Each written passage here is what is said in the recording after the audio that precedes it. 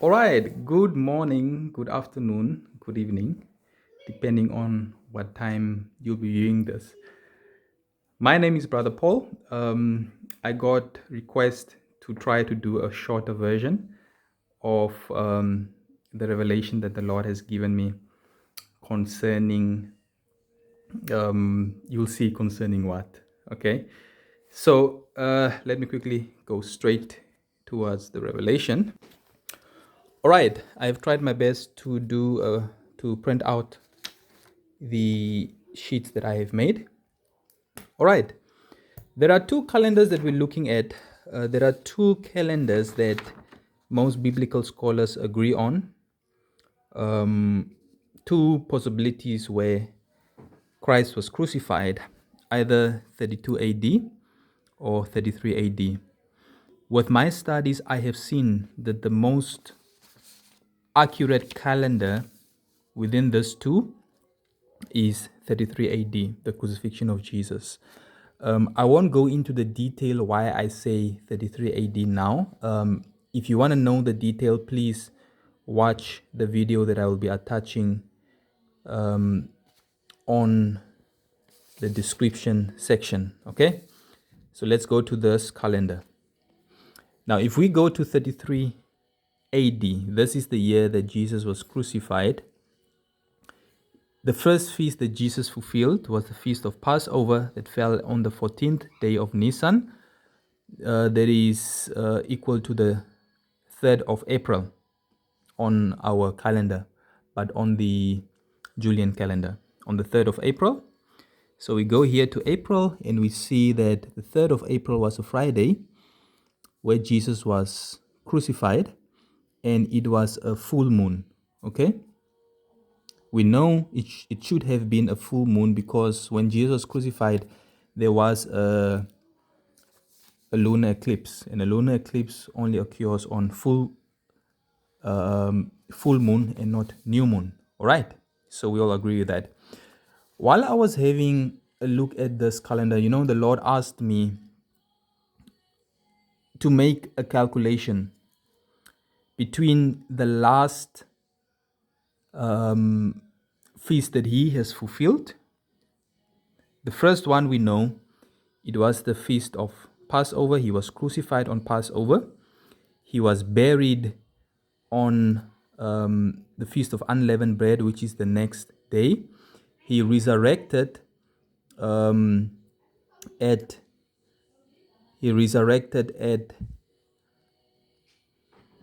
the fruit of first fruit, and then looking at the feast of Pentecost, also known as the Feast of Weeks. The year that Jesus was crucified was celebrated on the 6th of Sivan, which is the 24th of May. Okay, so we go here. The 24th of May was the last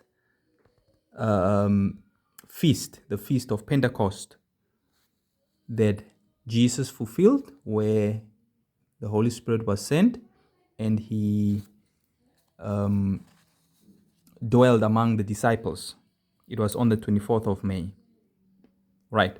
Now, the Lord asked me to do a calculation between the last feast that he fulfilled. We know it was the feast of Passover here, the feast of unleavened bread, the feast of first fruits, and the feast of Pentecost. So the last feast that he fulfilled to date was the feast of Pentecost. All right. So if we take the 4th of May, 33 AD, which was Pentecost, and we go to the next feast that all of us are praying and hoping that it be fulfilled this year, which is the Feast of Trumpets, that will be taking place on the 24th of September 2025 on the Julian calendar. Okay? How many days are in between this date and this date? If you do a calculation, you would agree with me that it is 1,993 years and 257 days that are in between the day that the Holy Spirit came down on Passover to the 24th of September 2024. I mean 2025 on the Julian calendar. There are this amount of days. Now, the thing that interests me is I made sort of a timeline here. Now, most biblical scholars would agree with me that from the time of Adam to the time of Jesus, or the time that they celebrated the last, or that he fulfilled the last feast, which was the Feast of Pentecost, it is 4,000 years. All right? From Adam to the Pentecost celebration was 4,000 years. All right. Now remember what the Lord asked me to do the calculation between Pentecost and the next feast, which will be celebrated on the 24th of September 2025, the Feast of Trumpets, according to the true Julian calendar. And it is our hope that the rapture takes place because there's so many biblical evidence that points us that a trumpet will be blown and the Lord will fetch his church. So our prayer is that the rapture takes place on that same day. Now, from Pentecost, 24 May 33 AD to 24 September 2025, we find 1,993 years and 257 days. Okay? So if you take the 4,000 years from Adam to the day of Pentecost and add these years, okay, to get to the 24th of September, let's keep the days one side. Okay, I will come back to the days now. If you add 4,000 years plus 1,993 years, then you get 5,993 years. Okay? You will agree with me that to make it 6,000 years, there are 7 years that are missing here. Okay? There are 7 years that are missing here.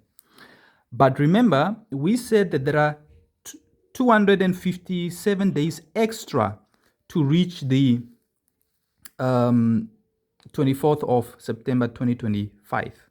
All right? Now, to see the exact date, all right? To see the exact date of when we reached the 1993rd mark, to get that exact date on our calendar, we need to subtract the extra days. Okay? We need to subtract these extra days, 257 days from the 24th of September 2025. If you subtract 257 days, you come to a date here. And that date is the 10th of January 2025 on the Julian calendar. If you convert it to the Gregorian calendar, it is the 20th of January 2025.